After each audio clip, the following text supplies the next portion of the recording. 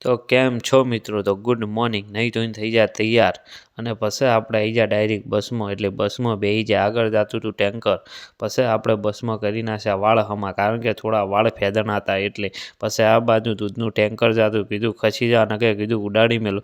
આ બાજુ જતું હતું ટોળું, અને ટોળામાં બેઠા બેઠા બે જણા કોક ખાતા હતા. પછી આપણે આવી ગયા ચોરમારપુરા બસ સ્ટેન્ડની અંદર. ચોરમારપુરા બસ સ્ટેન્ડની અંદર કોઈ હોતું જ નથી. આ બાજુ જોયું તો બાજ ઉડતું હતું.